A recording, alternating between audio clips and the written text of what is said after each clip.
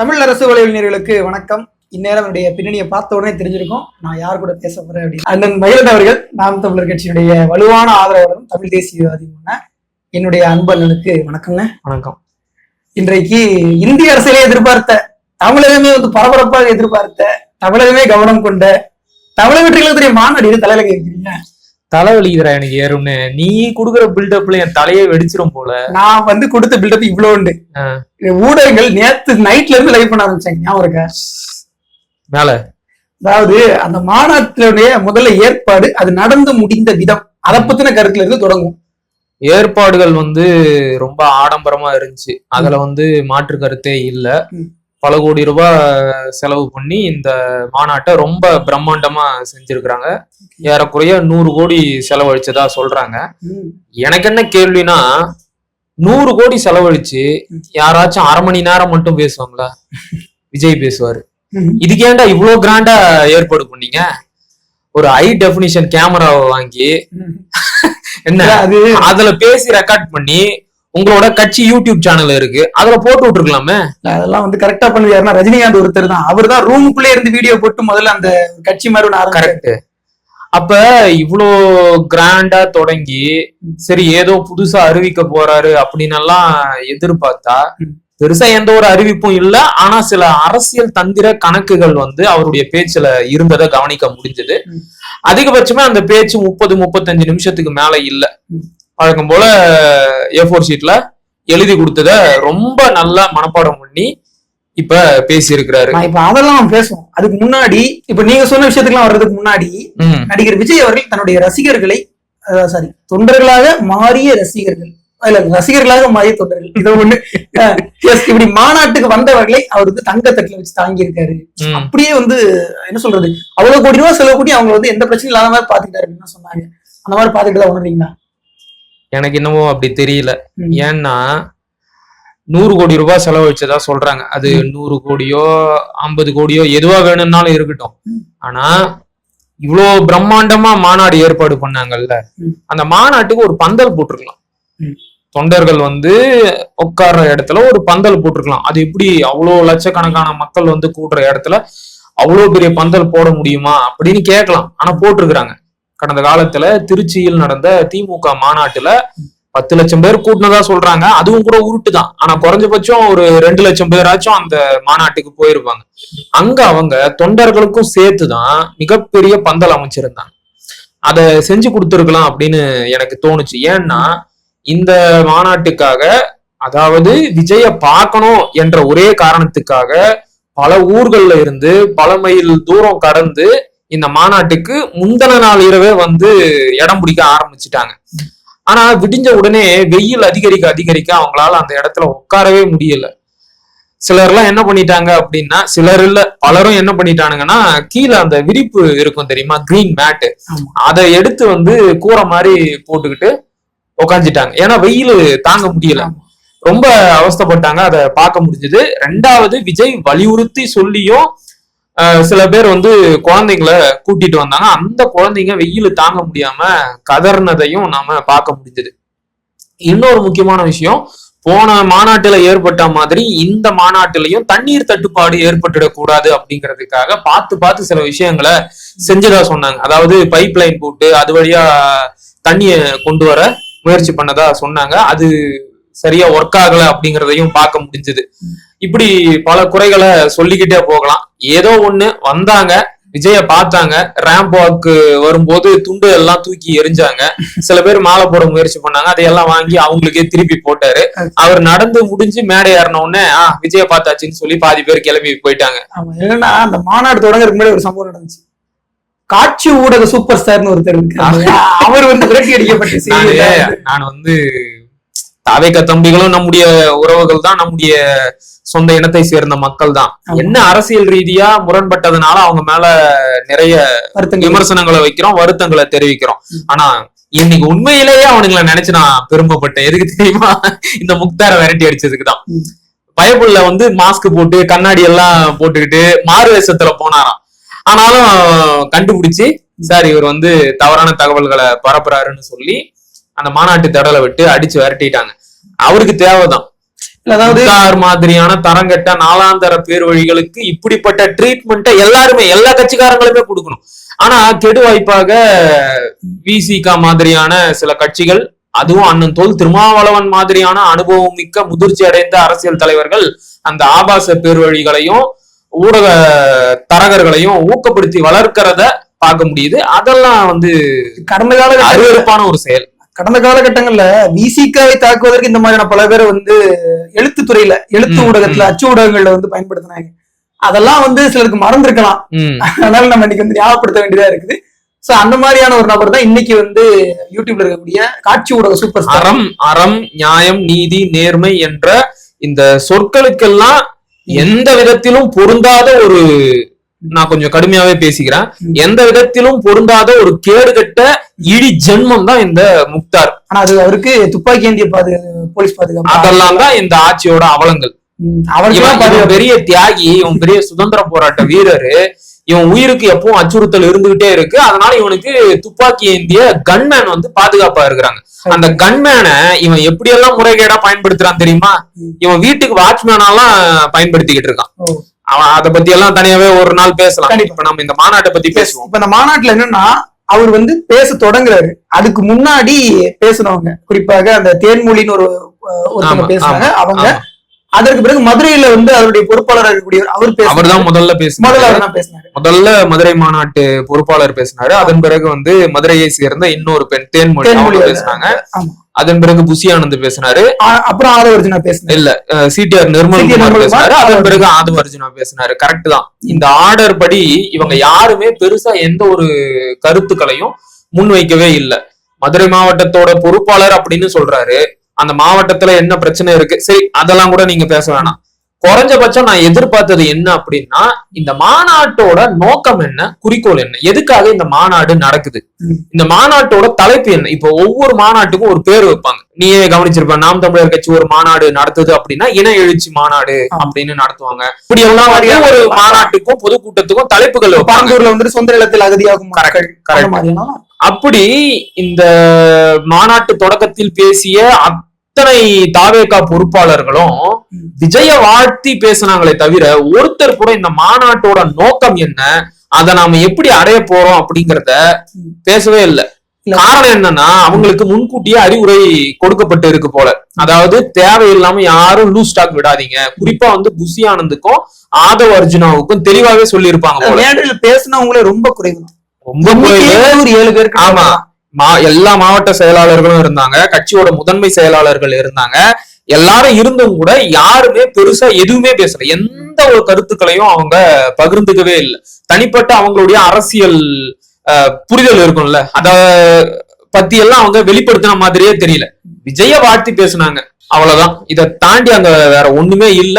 ரெண்டாவது, அளவா வச்சுக்கோங்க பேச்ச அப்படின்னு யாரோ அறிவுறுத்தினதுக்கு ஏத்த மாதிரி தான் அவங்க பேசி முடிச்சது நல்லாவே தெரியுது.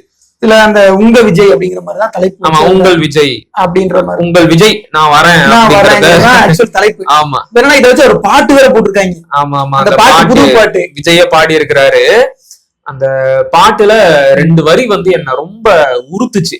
நான் திரும்ப திரும்ப அதை ரீப்ளை பண்ணி கேட்டேன். அது என்னன்னா, சாதி சாக்கடை இப்ப 6 ஓடுதம்மா, இது பத்தாம மதவாதம் வேற தலை தூக்குதம்மா அப்படிங்கிறாரு. நான் வந்து என்ன கேக்குறேன், இந்த வரிகளை பாடினது விஜய் தான். சாதி சாக்கடை வந்து 6 ஓடுது அப்படின்னு பாடி இருக்கிறீங்க. அதே சாதிய காரணம் காட்டிதான் கடந்த மாதம் கவின் என்கின்ற ஒருவன் ஆணவ படுகொலை செய்யப்பட்டான். அந்த ஆணவ படுகொலையை பத்தி நீங்க எதுவுமே பேசலையே. எல்லாரும் எதிர்பார்த்தது என்னன்னா, கவினோட ஆணவ படுகொலை குறித்து விஜய் அவர்கள் இந்த மாநாட்டுல ஏதாச்சும் பேசுவாரு, அது குறித்து ஏதாச்சும் ஒரு தீர்மானத்தை கொண்டு வருவாரு அப்படின்னு எதிர்பார்த்தாங்க. ஆனா அது எதுவுமே அறிவிக்கப்படும். ஆமா, தீர்மானங்கள் எல்லாம் பின்னர் அறிவிக்கப்படுமா? அதுக்கு எதுக்கிட்ட இவ்வளவு செலவு பண்ணி மாநாடு போட்டீங்க? விஜய் பேசி முடிச்ச உடனே நம்ம ராஜ்மோகன் அண்ணன் சொல்றாரு, மாநாட்டு தீர்மானங்கள் எல்லாம் பின்னர் அறிவிக்கப்படும். அந்த வெங்காயத்துக்கு எதுக்கு இவ்வளவு செலவு பண்ணி மாநாடு போட்ட? தலைவர் தீர்மானத்தை வாசிச்சிருக்கலாம், தலைவர் ஒலிபரப்பு செயலாளர் வாசிச்சிருக்கலாம், சிடிஆர் நிர்மல்குமார் வாசிச்சிருக்கலாம், இல்லைன்னா அதுக்குன்னே நிறைய பேரை வச்சிருக்கிறீங்க, அவங்கள விட்டு வாசிக்க சொல்லி இருக்கலாம். இப்ப நம்ம மாநாட்டு மேடையில எல்லாம் தீர்மானங்கள் எப்படி தெரியுமா வாசிப்பாங்க? ஒரு 10 தீர்மானம் இருக்குன்னா 10 பொறுப்பாளர்களுக்கும் ஒவ்வொரு தீர்மானம் இல்லைன்னா ரெண்டு தீர்மானத்தை கொடுத்துருவாங்க. அவங்க போய் அந்த தீர்மானத்தை வாசிச்சுட்டு வருவாங்க. கார்த்தி ஒரு தீர்மானத்தை வாசிப்பாரு, அதன் பிறகு அனீஷ் பாத்திமா ஒரு தீர்மானத்தை வாசிக்கும். இப்படி எந்த ஒரு நடவடிக்கையையும் நாங்க பார்க்க முடியல. கேட்டா தீர்மானத்தை அங்க அப்புறம் சொல்லுவோம் அப்படின்னு சொல்லி கடந்து போயிட்டாங்க. சோ நான் ரொம்ப எதிர்பார்த்து ஏமாந்தது என்ன அப்படின்னா, கவினோட ஆணவ படுகொலைக்கு ஏதாச்சும் பேசுவாரு, கண்டனம் தெரிவிப்பாருன்னு பார்த்தேன். அது எதுவுமே நடக்கல. ரெண்டாவது, மதவாதம் வேற வளர்ந்து வருதம்மா அப்படின்னு அவருடைய குரல்லையே பாடினாரு. அந்த மதவாதத்தை முன்வைத்து இதே மதுரை பகுதியில் இருக்கின்ற திருப்பரங்குன்றத்துல RSS எவ்வளவு பெரிய வேலையை கடந்த மாசத்துல பார்த்துச்சு அப்படின்னு நாம எல்லாரும் பார்த்துக்கிட்டு தான் இருந்தோம். திருப்பரங்குன்ற மலையை இஸ்லாமியர்கள் சிக்கந்தர் மலையா மாத்த பாக்குறாங்கன்னு சொல்லி ஒரு கலவரத்தையே ஒரு மத கலவரத்தையே ஏற்படுத்த முயற்சி பண்ணாங்க. இப்ப வரைக்கும் அதற்கான ஏற்பாடுகள் போயிட்டு தான் இருக்கு. ஐயா எச்ராஜா கந்தன் மலைன்னு ஒரு படத்தையே நடிக்க போறாரு. ஒரு மாசம் அப்ப அவங்க தொடர்ந்து ஒரு மத கலவரத்தையும் மத பூசலையும் ஏற்படுத்த முயற்சி பண்றாங்க. நீங்க அதே மதுரையில ஒரு மாநாடு நடத்தி இருக்கிறீங்க. அந்த மதவாதத்தை கண்டிச்சு எதுவும் பேசுற மாதிரியே தெரியல. அதான் இந்த தூய்மை பணியாளர்கள் போராட்டம் 13 நாள்ல அதை பத்தி எதுவும் பேசல. அதான் விஜய் எங்க இருந்தாருன்னு நான் யோசிச்சுட்டு இருந்தேன். இப்பதான் புரியுது, அவர் பாட்டு பாடிட்டு இருந்திருக்காரு, அந்த பாட்டு ரெக்கார்ட் பண்ணிட்டு இருந்திருக்காரு. இந்த மாநாட்டு பேச்ச ரொம்ப தீவிரமா மனப்பாடம் பண்ணிக்கிட்டு இருந்தாரு. ஹோம்ஒர்க் எல்லாம் ஒரு 10 வாட்டி எழுதி பார்த்திருப்பாரு போல. ஏன்னா முதல் மாநாட்டுல திக்கன மாதிரி இந்த மாநாட்டுல திணறல. நடுவுல ஒரே ஒரு இடத்துல மட்டும் பிரேக் ஆச்சு. மத்தபடி ஃப்ளோவா பேசி முடிச்சிட்டாரு. இப்ப என்னுடைய கேள்வி என்னன்னா, விஜய் இதெல்லாம் பேசலாம்னு சொல்றோம்ல, அவர் மாநாடு போட்ட மதுரை மண்ணுல மதுரை மாநகராட்சியுடைய தூய்மை பணியாளர்கள் போராட்டம் பண்ணிருக்காங்க. அவங்களுமே எங்களுடைய தனியார் தான் எங்களுக்கு சம்பளம் வழங்குறாங்க, சரியா சம்பளம் வழங்கல. எங்களுக்கு 22,000 ரூபாய் சம்பளத்தை கவர்மெண்ட் கொடுக்குது, அவன் 17,000 தான் தர்றான். தீபாவளி போனஸ் தருவாங்களா மாட்டாங்களா, இப்படி பல கேள்விகளை கேட்டு தூய்மை பணியாளர்கள் 2-3 நாளைக்கு முன்னாடி நைட்ல அடிச்சு கைது பண்ண. சென்னையில என்ன நடந்ததோ அதேதான் மதுரையிலையும் நடந்துச்சு. அத பத்தியும் விஜய் அவர்கள் எதுவுமே பேசல. இப்ப நான் என்ன கேக்குறேன்னா, நீ சரியான ஒரு பாயிண்ட் சொன்ன. சென்னையில தூய்மை பணியாளர்கள் போராட்டம் நடந்த போது தூய்மை பணியாளர்களின் போராட்டத்தை ஒருங்கிணைத்துக் கொண்டிருந்த வழக்கறிஞர் கு பாரதி அவர்கள் விஜய் அவர்களை அவருடைய கட்சி ஆபீஸான பனையூர்லயே போய் சந்திச்சாரு.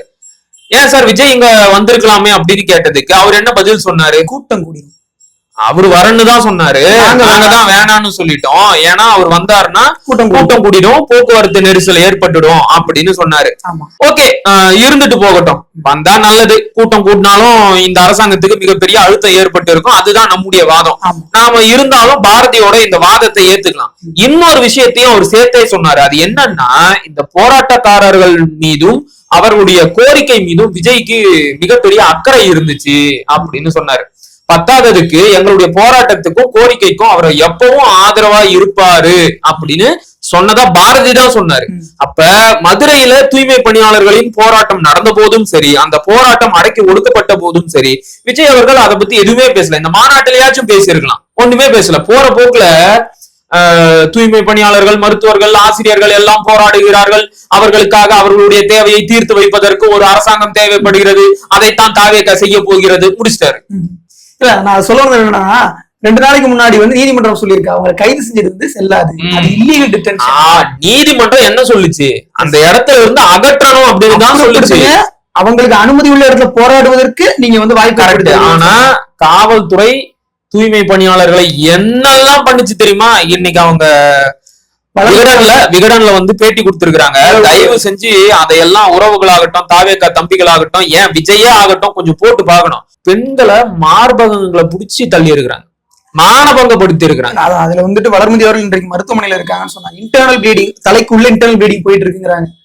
வளர்மதி அவர்கள் கடந்த காலகட்டங்கள்ல குண்டர் சட்டத்துல கைது செய்யப்பட்டாங்க. எடப்பாடி பழனிசாமி காலத்துல 8 வழிச்சாலை எதிர்த்து போராடி இருக்காங்க. அப்படி கைது செய்யப்பட்ட போது ஐயா ஸ்டாலின் அவர்கள் என்ன சொன்னாரு? இது சர்வாதிகாரம். இன்னைக்கு அவரும் அதேதான் பண்ணாரு. ஆமா, இன்னைக்கு அவரும் அதேதான் பண்ணிருக்காரு. இத கேள்வி கேட்கறதுக்கு கூட ஒரு அரசியல் அறிவற்றவராக விஜய் இருக்காரு அப்படிங்கிற மாதிரிதான் எனக்கு தோணுச்சு. அடுத்ததாக அவர் 3 கட்சிகளை விமர்சிச்சிட்டாரு. பாஜகவை, அதிமுகவை, திமுக. இந்த 3 கட்சிகளை விமர்சிச்சதுலயுமே மக்கள் நலன் சார்ந்து விமர்சிச்சாரா அப்படிங்கிற ஒரு கேள்வி. அந்த கேள்விதான் நான் வைக்க நினைக்கிறேன். இல்ல, இப்ப எல்லாரும் கேட்டாங்கல்ல, நீங்க அதிமுக விமர்சிக்கவே இல்ல, ஏன் அவங்க கூட கூட்டணி வைக்கலான்ற ஐடியாவுல இருக்கிறீங்களா அப்படின்னு கேட்டுக்கிட்டே இருந்தாங்கல்ல. இந்த மாநாட்டுல அத உடைச்சு அதிமுகவையும் அட்டாக் பண்ணி பேசி இருக்கிறாரு. அவருடைய இந்த பேச்சுல ரொம்ப தெளிவான ஒரு அரசியல் கணக்கு இருக்கு. எல்லாரும் சொல்ற மாதிரி இது வந்து கேலியா எடுத்துக்கிட்டு நகரக்கூடிய விஷயம் கிடையாது. இதுக்குள்ள ரொம்ப ஆழமான சில ஸ்ட்ராட்டஜி இருக்கு. அது என்ன அப்படிங்கறத என்னுடைய புரியல நான் சொல்றேன். இப்ப மாநாட்டு வளைவுல வந்து புதுசா ஒரு பேனர் வைக்கப்பட்டுச்சு, கவனிச்சியா? அண்ணா எம்ஜிஆர் நடுவுல விஜய். அதாவது 1967 காங்கிரஸோட ஆட்சியை வீழ்த்தி திமுக ஆட்சிக்கு வந்துச்சு. அதே மாதிரி 1977 திமுகவோட ஆட்சியை வீழ்த்தி எம்ஜிஆர் அவர்கள் ஆட்சிக்கு வந்தாரு. அதே மாதிரி 2026 நாங்க ஆட்சிக்கு வர போறோம் அப்படின்னு ஒரு சிம்பாலிக்கா ரெப்ரசன்ட் பண்ற மாதிரி அந்த பேனர் வைக்கப்பட்டதா சொன்னாங்க. ஆதவ அர்ஜுனா கூட இதுக்கு வேற ஒரு விளக்கத்தை சொன்னாரு. அது என்ன அப்படின்னா, அண்ணா அவர்கள் ஒரு திராவிட அரசியலை முன் வச்சாரு. எல்லா ஜாதிக்கும் எல்லா மதத்திற்கும் சமமான சரியான வாய்ப்புகளை வழங்கக்கூடிய ஒரு அரசியலை முன்வைத்தார். அதுதான் திராவிட அரசியல். அந்த திராவிட அரசியலை அண்ணாவின் மறைவுக்கு பிறகு கருணாநிதி அவர்கள் சரியாக முன்னெடுக்கவில்லை. கட்சியா முன்னெடுத்துட்டாரா? வெயிட் பண்ணு. முதல்ல இதுதான் திராவிட அரசியலா அப்படிங்கறதே மிகப்பெரிய கேள்வி. அதுவே பெரிய டிபேட். அதுக்குள்ளலாம் நம்ம ஆழமா போக. ஆமா, அண்ணாவோட மறைவுக்கு பிறகு கருணாநிதி அவர்கள் இந்த அரசியலை சரியா செய்யல, கட்சியை தன்னுடைய குடும்ப சொத்தா மாத்திக்கிட்டாரு. அந்த சூழ்நிலையில யார் வந்தாங்க? எம்ஜிஆர் வந்தார். இன்னைக்கு எம்ஜிஆர் அவர்கள் உருவாக்கிய கட்சியை யார் வழி நடத்திக்கிட்டு இருக்கிறாங்க? அதே நேரத்துல கடந்த காலத்துல கருணாநிதி செஞ்சதான் இப்ப ஐயா ஸ்டாலின் அவர்களும் செஞ்சுட்டு இருக்கிறாரு. தன்னுடைய மகனையும் மருமகனையும் வச்சு மிக கொடுமையான குடும்ப ஆட்சியை நடத்திக்கிட்டு இருக்கிறாரு. அப்ப இதை வீழ்த்துறதுக்கு தான் எங்க தளபதி வந்திருக்கிறாரு அப்படின்னு இந்த பேனருக்கு ஒரு புது விளக்கத்தை சொன்னாரு. ஆனா வந்து ஆரம்பத்துல இருந்தே இந்த பேனர்ல ஒரு அரசியல் கணக்கு இருக்கு அப்படின்னு எனக்கு தெரியும். நான் வந்து கெஸ் பண்ணேன். சரி, அது உண்மைதான் அப்படிங்கிற மாதிரி விஜய் அவர்களும் தன்னுடைய பேச்சுல தெளிவா சில விஷயங்களை சுட்டி காட்டிட்டாரு. என்னன்னா, அவருடைய ஒரே எய்ம் அதிமுகவோட வாக்குகளை தாம் பக்கம் திருப்பணும். எப்படி அப்படிங்கறத நான் சொல்றேன். இப்ப அவருடைய பேச்சுல வந்து 3 இடத்துல எம்ஜிஆர் அவர்களை ரொம்ப போற்றி புகழ்ந்து பேசுறாரு. தொடக்கத்திலே விஜயகாந்த புகழ்ந்தாரு. 2 இடத்துல வந்து பாத்தீங்கன்னா எம்ஜிஆர் அந்த அளவுக்கு புகழ்ந்து பேசினாரு. எம்ஜிஆரோட பாட்டை பாடியே பாஜகவையும் திமுகவையும் விமர்சனம் பண்ணாரு. ஸ்டாலினா அங்கிள் அப்படின்னு சொல்லி நக்கல் அடிச்சாரு. இன்னொரு இடத்துல ஜெயலலிதா மாதிரியே இமிட்டேட்டும் பண்ணாரு. கவனிச்சியா? சோ இது எல்லாமே என்னன்னா, தன்னை அடுத்த எம்ஜிஆராக ஒரு மாஸ் பாப்புலர் லீடராக முன்னிறுத்திக்க விஜய் செய்கின்ற ஒரு தந்திரங்கள் தான். எதுக்காக அப்படின்னா, நான் முன்னாடியே சொன்ன மாதிரி அதிமுகவோட வாக்குகளை, குறிப்பா தென் மாவட்டங்களில் இருக்கின்ற முக்குளத்தோர் வாக்கை தன்னை நோக்கி திருப்புவதற்காக அவர் செய்கின்ற அரசியல் தந்திரங்கள் தான் இது எல்லாமே. உனக்கே நல்லா தெரியும், தென் மாவட்டங்கள்ல குறைஞ்சது 8ல இருந்து 10 விழுக்காடு அளவுக்கு முக்குளத்தோரோட வாக்கு வங்கி இருக்கு. 20 விழுக்காடுன்னு கூட சொல்றாங்க. அந்த அளவுக்கு கூட இருக்க வாய்ப்பு. சரி, 20னே வச்சுக்க. எம்ஜிஆரோட காலகட்டத்துல இருந்து முக்குளத்தோரோட வாக்கு வங்கி என்பது பெரும்பாலும் யாருக்கு போகும்? அதிமுகவுக்கு தான் போகும். சரியா? அம்மையார் ஜெயலலிதாவோட காலகட்டத்திலையும் அந்த முக்குளத்தோர் வாக்கு வங்கி என்பது அதிமுகவிற்கு மிகப்பெரிய பலமா இருந்துச்சு. அவங்க ஒவ்வொரு தேர்தல்லையும் வட மாவட்டங்கள்ல கூட ஒரு வாட்டி தோப்பாங்க, ஜெயிப்பாங்க. ஆனா தென் மாவட்டங்கள்ல அவங்களுடைய வெற்றி என்பது மேக்சிமம் அவங்க வந்து அச்சீவ் பண்ணக்கூடிய ஒரு விதத்துலதான் இருக்கும். ஏன்னா முக்குளத்தோரோட வாக்கு வங்கி என்பது அவங்களுக்கு அந்த அளவுக்கு பக்கபலமா இருந்துச்சு. ஆனா அம்மையார் ஜெயலலிதாவோட மறைவுக்கு பின்னாடி இபிஎஸோட தலைமை ஏற்ற பிறகு அதிமுகக்குள்ள நிறைய உட்கட்சி பூசல் நடந்துச்சு. முக்குளத்தோர் சமூகத்தை சேர்ந்த முக்கிய தலைவர்களான ஐயா ஓபிஎஸ், டிடிவி தினகரன், சசிகலா இவங்களை எல்லாம் ஐயா இபிஎஸ் அவர்கள் ஒதுக்கி வச்சார். இதனால அதிருப்தி அடைந்த முக்குளத்தோர் பெரும்பாலும் அதிமுகவிற்கு வாக்கு செலுத்தல. 2021 தென் மாவட்டங்களில் இருந்த 60 தொகுதிகள்ல 16 தொகுதிகள்ல மட்டும்தான் அதிமுக வெற்றி பெற்றுச்சு. மீதி இருக்கிற தொகுதிகள்ல மிக படுமோசமான தோல்வியை தான் சந்திச்சது. அதற்கு மிக முக்கியமான காரணமா சொல்லப்பட்டது இந்த முக்குளத்தோர் வாக்கு வங்கியை இழந்ததுதான். அதை சரி செய்யறதுக்கான முயற்சியில ஐயா எடப்பாடி அவர்கள் ஈடுபடவே இல்லை. என்ன நடந்தாலும் சரி, மறுபடியும் ஓபிஎஸ்ஐயும் சசிகலாவையும் தினகரனையும் சேர்த்துக்கிற மாதிரி அவர் இல்ல. நீங்க சொல்ற டிடிவி தினகரன், சசிகலா, ஓபிஎஸ் இவங்க எல்லாம் போனதுனால முக்குளத்தோர் வாக்குகள் போயிருச்சுங்க, உண்மை. அதை நான் ஏத்துக்கிறேன். ஆனா அதே நேரத்துல செல்லூர் ராஜுவாலையோ ஆர்பி உதயகுமாராலையோ பிற முக்குளத்தூர் சமூக தலைவர்களால ஆர்பி உதயகுமார் அவங்களால ஒரு நிமிஷம் அவங்களால அந்த அளவுக்கு எல்லாம் சோபிக்க முடியல. ஆர்பி உதயகுமார் ஆகட்டும் இல்ல செல்லூர் ராஜு ஆகட்டும் அவங்கெல்லாம் அவங்க தொகுதியில ஜெயிப்பாங்க. ஆனா தமிழ்நாடு முழுக்க பரவலாக அறியப்பட்ட ஒரு நபர்களா அப்படின்னு பார்த்தனா கிடையாது. இப்போ நீ என்னதான் அந்த ஜாதியை சேர்ந்த ஒரு அமைச்சரையோ ஒரு முக்கிய தலைவரையோ முன்னிறுத்தினாலும் அவருக்குன்னு ஒரு ட்ராக் ரெக்கார்டு இருக்கணும். இப்ப சிக்கல் என்னன்னா முக்குளத்தூர் சமூக மக்களுடைய வாக்களிக்கும் மனநிலை. அதுல வந்துட்டு அவங்க தன் சாதி சாராதவர்களுக்கு வந்து வாக்கப்படுறது அந்த டிபேட்டுக்குள்ள நான் அப்புறம் வரேன்.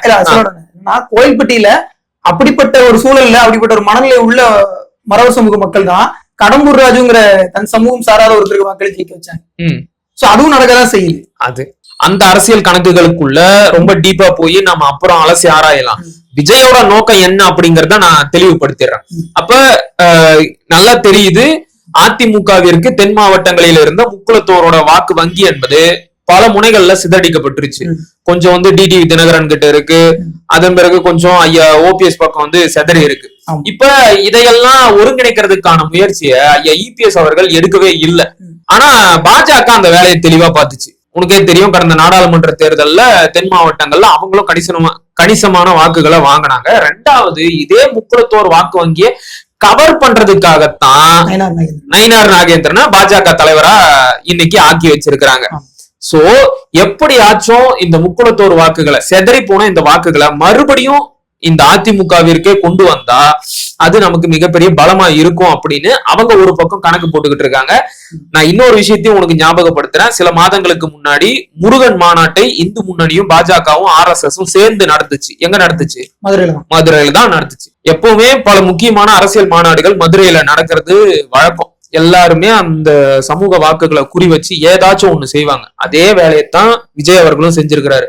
நான் இன்னொரு கூடுதல் தகவலையும் சொல்றேன். இப்ப நான் பேசும்போது சொன்னேன்ல, விஜய் அவர்கள் கவினோட ஆணவ படுகொலையை பத்தி எதுவுமே பேசல அப்படின்னு. ஏன் பேசல? கரெக்ட். அந்த வாக்கை டார்கெட் பண்ணி தன்னை எம்ஜிஆரா முன்னிறுத்திக்க முயற்சி பண்ணி சில வேலைகளை செஞ்சுக்கிட்டு இருக்கிறாரு. அதே மேடையில நீங்க கவினோட ஆணவ படுகொலைய கண்டிச்சு பேசி இருந்தா முக்குளத்தோரோட அந்த பகைமைய சம்பாதிக்கக்கூடிய ஒரு நிலை ஏற்பட்டு இருக்கும். அது வேணான்றதுனாலதான் இந்த இடத்துல எதை பத்தியுமே அவர் பேசல. இல்ல இந்த மாநாட்டுல அவர் நான் கேண்டிடேட் அறிவிக்கிறேங்கிற பேர்ல மதுரை கிழக்கு விஜய் அதெல்லாம் வந்து சிலம்பட்டி அப்படி இப்படின்னு கொஞ்சம் தான் சொன்னாரு. சொன்ன போது நானே கொஞ்சம் யோசிச்சேன். முதல் மதுரை கிழக்குன்னு சொன்ன போது ஓகே அந்த கணக்குல தான் இருக்காருன்னு நான் நினைச்சேன். அப்புறம் வந்து ஃபுல்லா சொல்லும் போது எந்த தொகுதியுமே அவர் உறுதியா சொல்லல. எல்லாமே ஒரு கற்பனை. அந்த அந்த பேச்சை எல்லாம் அண்ணன் சீமான் அவர்கள் எப்பவோ பேசிட்டாரு. நான் நிறைய கேட்டுட்டேன். ஒவ்வொரு தொகுதியிலையும் நான் தான் நிக்கிறேன், நான் நிப்பாட்டின ஒவ்வொரு வேட்பாளரும் நான் தான். இன்னும் கூட சொல்லுவாரு, தேர்தல் பரப்புரைக்கு போறியா போ, உன் பின்னாடி ஒரு நிழல் வரும்பாரு, அது நான் தான், நான் உன் கூட இருக்கிறேன், உன்னை பாத்துக்கிட்டே தான் இருப்பேன் அப்படின்னு அண்ணன் சீமான் இத பல மேடைகள்ல பேசிட்டாரு. பத்தாததுக்கு இப்ப நம்ம தம்பிங்கள்லாம் ஒரு விஷயத்த எடுத்து போட்டு ஓட்டிக்கிட்டு இருக்காங்க. அண்ணன் சொன்ன அந்த குட்டி கதையா அப்படியே காப்பி அடிச்சு மேடையில பேசி இருக்கிறாரு. சோ இதெல்லாம் வந்து சிங்க கதையா. நான் என்ன சொல்ல விரும்புறேன்னா, நீங்க சிங்கமா? அனிமல் பிஹேவியரை பத்தி ஒரு மண்ணு நான் உடனே எக்ஸ் தளத்துல ஒரு பதிவு போட்டேன். சரி நீங்க சிங்கமாவே இருங்க, அதாவது நான் வெளியே வந்து மக்களை சந்திக்க மாட்டேன் அப்படிங்கறத ரொம்ப நாசுக்கா சொல்றாராமா. சிங்கம் தன்னுடைய தனித்தன்மையை எப்பவும் பாதுகாத்துக்கும். அப்படின்னா என்ன? நான் வந்து வெளியே வரமாட்டேன், எனக்கு இருக்கிற அந்த ஹீரோ இமேஜ நான் குறைச்சிக்க மாட்டேன். இப்ப அடிக்கடி ஒரு ஹீரோவை பார்த்தா என்ன தோணும்? சரிப்பா இவரும் நம்மள மாதிரி தான் இருக்காரு, நம்மள மாதிரி தான் இவருக்கு கண்ணு மூக்கு காது வாய் கை கால் இருக்கு அப்படின்னு பார்த்து பார்த்து சலிச்சிருச்சுன்னா உங்களை இன்னொரு வாட்டி பாக்குறதுக்கான அந்த என்ன சொல்றது அந்த ஈர்ப்பு வந்து வராது. அந்த பரவச நிலை வந்து உங்களுக்கு வராது. அப்போ உன்னை அந்த பரவச நிலையிலேயே வச்சிருக்கணும்னா என்ன பண்ணணும்? நான் வந்து உள்ளதான் இருப்பேன், தேவைப்பட்டாதான் நான் வந்து வெளியே வருவேன். அதத்தான் இந்த சிங்கம் கதையோட ஒப்பிட்டு, சிங்கம் வந்து வேட்டைக்கு வந்தா பெரிய மிருகங்களை தான் வேட்டையாடும். ரைட், நீ பெரிய மிருகங்களை வேட்டையாடுறதெல்லாம் இருக்கட்டும். பெரிய மிருகங்கள் அப்படின்னு அவர் சொல்றது பாஜக திமுகவை தான். திமுகவை அடிக்கிறதுக்கு சமீப காலத்துல லட்டு மாதிரி 2 விஷயம் கிடைச்சது. என்ன பண்ணீங்க? அடிச்சிங்களா? சொல்லுங்க. இப்ப இந்த தூய்மை பணியாளர் போராட்டத்தை கையில எடுத்து எவ்வளவு பெரிய அழுத்தம் கொடுத்திருக்கலாம் இந்த திமுகவிற்கு, ஏன் செய்யல? கவினோட ஆணவ படுகொலைக்கு எதிராக குரல் கொடுத்ததோட நிக்காம ஆணவ படுகொலைக்கு எதிராக தனி சிறப்பு சட்டத்தை ஏற்ற சொல்லி வலியுறுத்தி இந்த திமுகவிற்கு அழுத்தம் கொடுத்திருக்கலாம். ஏன் செய்யல? விஜய் அப்படி செஞ்சிருந்தாருன்னா கூலி படத்துடைய ஷெட்யூலே மாத்திருப்பாங்க. கரெக்ட். அவ்வளவு பெரிய வேலை ஏன் செய்யல? அப்போ உங்களுக்கு நோக்கம் இல்ல. இதுல நான் சிங்கம் வேட்டையாட போறேன். வேட்டையாடுறதுன்னா சும்மா வாயில பேசக்கூடாது. அண்ணன் சீமான் மாதிரி இருக்கணும். களத்துல இறங்கி தானம் ஒவ்வொரு விஷயத்தையும் கையில எடுத்து அடிக்கிறாரு பாருங்க. அதுக்கு பேரு தான் வேட்டை. அப்புறம் ரெண்டாவது இன்னொரு விஷயம் சொல்லிக்கணும்னு ஆசைப்படுறேன். நீங்க சிங்கமா இருங்க, நாங்க புலி கூட மோதி சிங்கம் என்னைக்கும் ஜெயிச்சதே கிடையாது, வரலாறே கிடையாது. நீங்க வேணா அனிமல் பிஹேவியர் தம்பி சொன்னார்ல, அதை எடுத்து கொஞ்சம் படிச்சு பாருங்க. புலி சிங்கத்தை அடிச்சா எங்க தெரியுமா அடிக்கும்? ரொம்ப நேரமா சண்டை போடாதான். ஏன்னா அதுவும் தனக்கு ஈக்குவலா பலம் கொண்ட மிருகம்னு தெரியும்ல புலிக்கு. அது என்ன பண்ணுன்னா வாய்ப்பு கிடைச்சுன்னு இப்படி குனிஞ்சு குறவலையை கடிச்சிருமா, கடிச்சு கிழிச்சிருமா, சோழி முடிஞ்சு. ரொம்ப நேரம்லாம் சண்டை போட்டு நாங்க டைம் வேஸ்ட் பண்ண மாட்டோம். அதனால இந்த சிங்கம் இந்த பில்டப் எல்லாம் வேணாம். நான் என்ன சொல்ல சிங்கம்லாம் இத கேட்டு முடியுங்க.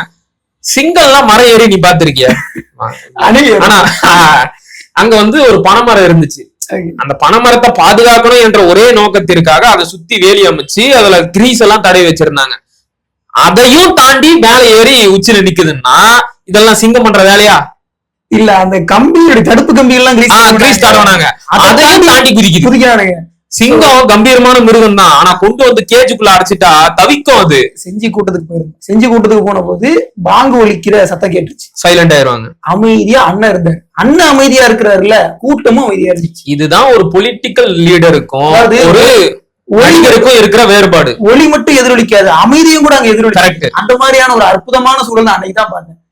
இது இங்க மட்டும் இல்ல, பல இடத்துலயும் பாங்கு ஒழிச்சா நம்முடைய பேச்சாளர்கள் பேச்சை நிறுத்திடுவாங்க, மக்களும் அமைதியாயிருவாங்க. இப்படிப்பட்ட ஒரு அரசியல் கட்டுப்பாடு வானர கூட்டங்கள்ட்ட இருந்து நம்ம எதிர்பார்க்க முடியுமா?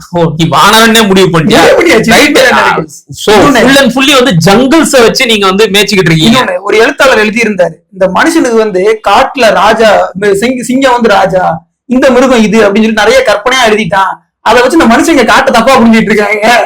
உண்மையா காட்டுல சிங்கம் ராஜாங்க. அது சும்மா அந்த பிடரி மயிருக்காக கம்பீரமா இருக்கேன்றதுக்காக அறிவிச்சாங்க. சினிமா டயலாக் ரைட்டர்ஸ் எல்லாம் இருக்காங்கல்ல, அவங்க எல்லாம் பண்ண வேலை. பண்ணிங்க கூட்டமா வரும், சிங்கம் சிங்களாதான் வரும். கிரி படத்துலயும் சிவாஜி படத்துல டைலாக் எழுதி கடைசி சிங்கம் கூட்டமா வருங்கிறதே மர கடிச்சிட்டானுங்க. அவரு சிங்கம்னு சொன்னதுனால ஒருத்தருக்கு ரொம்ப சந்தோஷமா. யாருக்கு? நம்மள் ராஜபக்சே ஃபேமிலிக்கு எல்லாம் ரொம்ப சந்தோஷமா. எங்களோட இன அடையாளத்தை நீங்க முன்னெடுத்துட்டீங்கல்ல, புலின்னு சொல்லல. ஆமா. சோ நீங்க யாருக்கு வேலை பாக்குறீங்க அப்படிங்கறது நல்லா தெரியுது. சரி, கடைசியான கேள்வி அது என்னன்னா, அவர் காங்கிரஸ் இவ்வளவு பண்ணிட்டாரு. கை புண்ணுக்கு கண்ணாடி தேவையா? இதுதான் இந்த கேள்விக்கான. அதாவது நல்லா தெரியுது, வாய்ப்பு கிடைச்சா காங்கிரஸ் கூட கூட்டணிக்கு போலாம் போட்டு பண்றாரு. கரெக்ட். உனக்கு ஒரு என்ன இருக்கு காங்கிரஸ் கூட சேர்ந்துக்கலாம். நான் என்ன கேக்குறேன், மதவாத பாஜக பிளவுவாத பாஜக அப்படிங்கறல்ல, இந்த மதவாதத்துல காங்கிரஸ் எந்த விதத்துல குறைஞ்சு போச்சு? அவன் கொஞ்சம் வேகமா செய்வான், இவன் கொஞ்சம் மெதுவா செய்வான். ராகுல் காந்தி அப்ப ராஜீவ் காந்தி 1990 ஹைதராபாத்ல நடந்த மதக்கலவரத்துக்கு காரணம் சொன்னா 100 சொல்லுவேன். ராமராஜ்யத்தை நாங்கள் தான் அமைப்போம்னு பேசினது யாருப்பா? தொடங்கினதுல இருந்து ராஜீவ் காந்தி. பாபர் அண்ணன் அடிக்கடி சொல்லுவார், பாபர் மசூதியை இடிச்சது வேணும்னா பாஜகவா இருக்கலாம், இடிக்க விட்டு வேடிக்கை பார்த்தது காங்கிரஸ். விபி சிங் வேடிக்கை பார்க்கலையே. 90ல விபி சிங் வேடிக்கை பார்க்கல, 91க்கு அப்புறமா நரசிம்மராவே வேடிக்கை கரெக்ட். சோ அந்த காங்கிரஸ் அரசனுடைய கேடுகளை பத்தி பேசுறதை விட்டுட்டு அமைதியா கடந்து வந்து. ரெண்டாவது முடிச்சிடறேன். 2002ல குஜராத்ல இஸ்லாமியர்கள் துள்ள துடிக்க படுகொலை செய்யப்பட்டாங்க. அதன் பிறகு ஆட்சிக்கு வந்த காங்கிரஸ் இந்த இனப்படுகொலைக்கு எதிராக மிக தீவிரமாக விசாரணை நடத்தி அதில் சம்பந்தப்பட்ட குற்றவாளிகளை எல்லாம் கடுமையா தண்டிச்சிருக்கலாம்ல. என்ன கிழிச்சாங்கன்னு கேக்குறேன். சீக்கிய இனப்படுகொலை கையில் எடுப்பான், என்ன பண்ணுவீங்க? அதான் சொல்றேன். அவன் ஒரு மதவாதி அப்படின்னா இவனும் மதவாதி தான். இவன் கூடுதலா எதுல நம்ம கிட்ட அடி வாங்குறான் அப்படின்னா, நம்ம இனப்படுகொலைக்கு காரணமானவன் யாரு? காங்கிரஸ். இவனை எப்படி நீ மன்னிக்கலாம்? 2009ல அந்த வேட்டைக்காரன் படம் நடந்துட்டு தெரியுமா? அன்னையில இருந்து அண்ணன் ரொம்ப பொத்தி வர பாதுகாப்பு போயிடக்கூடாது. கவின் ஆணவ படுகொலைக்கு பேசுங்க, தூய்மை பணியாளர்களோட போராட்டத்தை பத்தி பேசுங்க அப்படின்னு எல்லாத்துக்கும் நம்ம கெஞ்சணும்.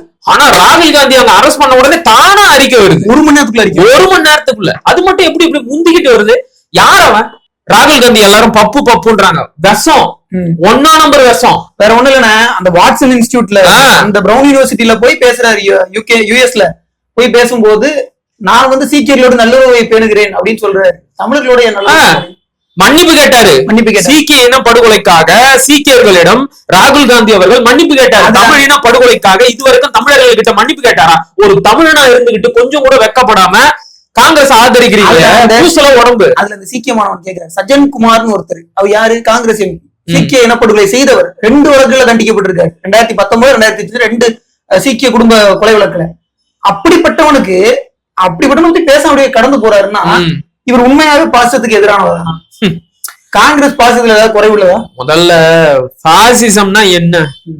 சும்மா இன்னைக்கு இந்த அரசியல் சொல்லாடல்கள் இருக்கு தெரியுமா, அது ஏனோ தானோன்னு எல்லாரும் பயன்படுத்த ஆரம்பிச்சிட்டாங்க. பாசிசம், சாவோனிசம், ஒன்றிய அரசு, இந்த ஒவ்வொரு வார்த்தைக்கும் உள்ள இருக்கிற ஆழமான அர்த்தங்கள் என்ன, புரிதல்கள் என்ன, அதெல்லாம் உங்ககிட்ட இருக்கான்னு பார்த்தா சுத்தம் கிடையாது, ஒண்ணுமே கிடையாது. இந்த வாட்டி பாயாசம்னு சொன்னதுக்காக, போன வாட்டி பாயாசம்னு சொன்னதுக்காக தூக்கி போட்டு மிதின்னு மிதிச்சாங்க. அதனால கொஞ்சம் மாத்திக்கிட்டு அவங்க பாசிசம்னா நீங்க பாய்சன் அப்படின்ட்டாரு. போற போக்குல எம்.கே. ஸ்டாலின் அவர்களை அங்கிள் அப்படின்ட்டாரு. அங்கிள் வெரி வெரி ஒஸ்ட் அங்கிள் அப்படின்ட்டாரு. 3 விஷயம் கேட்டாரு. கச்சத்தீவு மீட்டு கொடுங்கன்னு மோடி கிட்ட கேக்குறாரு. அது போக இன்னும் 2 கேள்வி, நீட்டை ரத்து செய்யுங்க அப்படின்னு கேட்டாரு. இன்னொரு விஷயமும் கேட்டாரு. அந்த மாதிரி 3 கேட்டாரு. எதனா இந்த மாதிரி கோரிக்கைகள் எல்லாம் பலிக்கு நினைக்கிறீங்களா? விஜயனுடைய குரல் ஏதாவது விதத்துல எடுபடும் நினைக்கிறீங்களா? வாய்ப்பு இல்லையா? ஒண்ணுமே கிடையாது. ஓவரால் அவருடைய ஸ்பீச் எப்படிதான் பாக்குறீங்க? எத்தனை மார்க் கொடுப்பீங்க? நான் ஒரு விதத்துல இதை சீரியஸா தான் பாக்குறேன். 10க்கு 5 கொடுக்கலாம். இதுக்குள்ள தெளிவான அரசியல் கணக்குகள் இருக்கு. நான் சொன்ன மாதிரி முக்குளத்தோர் வாக்கு வங்கியை குறி வச்சுதான் இவ்வளவு பெரிய வேலைகளும் நடந்திருக்கு. அதிமுகவோட அந்த முக்குளத்தோர் வாக்கு வங்கியை அப்படியே தாம் பக்கம் திருப்பிக்கணும் அப்படிங்கிற தெளிவான அரசியல் நோக்கத்தோட தான் அவர் பேசி இருக்கிறாரு. மத்தபடி பொதுவான அரசியல் விஷயங்களை எடுத்து பேசுறதுல அவர் எந்த ஒரு அக்கறையும் காட்டல. இப்ப இந்த வாக்கு வங்கியை தன்னுடைய பக்கத்தை நோக்கி திருப்புறதுல காட்டின அக்கறைய அதே மாநாட்டுல இன்னும் கொஞ்ச நேரம் மூச்சை பிடிச்சி திமுகவை அட்டாக் பண்ணி பேசியிருந்தாருன்னு வை, அதோட லெவலே வேற. ஆனா அவர் அப்படி எல்லாம் பேசல. அண்ணன் கேப்ரியல் தான் அடிக்கடி சொல்லுவாரு, இவர் திமுகவை எல்லாம் பெருசா அட்டாக் பண்ண மாட்டாருங்க, முழுக்க முழுக்க திமுகவை ஜெயிக்க வைக்கிறதுக்கான வேலையைத்தான் பாப்பாரு அப்படின்னு சொன்னாரு. திமுக எனக்கு என்னவோ அந்த வேலையைத்தான் பாக்குறாரோன்னு தோணுது. மற்றபடி பெருசா எதுவும் இல்ல அதுல. சரிண்ணா, நல்லபடியாக அதாவது ஏதோ ஒரு விதத்துல அந்த மாநாடு நடந்து முடிந்திருக்கிறது. 2 உயிரோட போச்சு. ஆமா, 2 பேர் மரணித்திருக்கிறாங்க அப்படிங்கிற செய்தி முக்கியமானது. சென்னையை சேர்ந்தவரும் மற்றொரு இன்னொரு மாவட்டத்தை சேர்ந்தவர். சோ இப்படிப்பட்ட ரொம்ப வருத்தமான செய்திகளுக்கு நடுவுல அந்த மாநாடு நடந்து முடிஞ்சிருக்குது. இனி தேர்தலில் அந்த கட்சி என்னென்ன அலப்பறை பண்ண போகுது, என்னென்ன செய்ய போகுது? நீ அடிக்கடி ஒண்ணு சொல்லுவல்ல, முதல்ல தப்பு இல்லாம அஃபிடவிட் ஃபைல் பண்ண. ஆமா, தப்பு இல்லாம வேட்புமனு தாக்கல் பண்ண கத்துக்கங்கப்பா. அப்புறம் ஏன்னா முதல்ல பண்ணுங்க, அப்புறம் பாத்துக்கலாம். ஏன்னா நம்ம கட்சி அந்த மாதிரி சிக்கல் வந்துச்சு. நீலகிரியில ஒரு வேட்பாளர் முதல் தேர்தல்ல வந்துச்சு, முதல் தேர்தல் அனுபவம் அப்படி. ஆனா அதுக்கப்புறம் நம்ம எங்கேயுமே மிஸ் பண்ணது கிடையாது. ஆமா, சோ அந்த மாதிரியான சிக்கல்களை அது எதிர்கொள்ளட்டும். முதல்ல 2026 தேர்தலை முடித்த பிறகு அது பேசணும். இந்த மாதிரியான வெற்று பில்டப்புகள் உடம்புக்கு ஆகாது. ஓவர் கான்பிடன்ஸ் உடம்புக்கு. நாளைக்கு பாரு 30 விழுக்காடு வாக்கு விஜய்க்கு தான், அவர் தான் அடுத்த முதலமைச்சர்னு போடுவாங்க. அதுக்கு அடுத்த நாள் அண்ணன் ஒரு அடி அடிப்பாரு. அடிச்சோன்னு 3 விழுக்காடா மாறிடும். இன்னும் 2 நாள்ல அடுத்த கூட்டம் என்ன அடிக்க போறாரோ எப்பா. ஆமா, புலி மீண்டும் வீறு கொண்டு இழப்புகிறது என்பதை தெரிவித்தார். சிங்கமா புலி வேட்டையாட வரும் பாருங்க. நிறைவு செய்வோம். ரொம்ப நன்றி.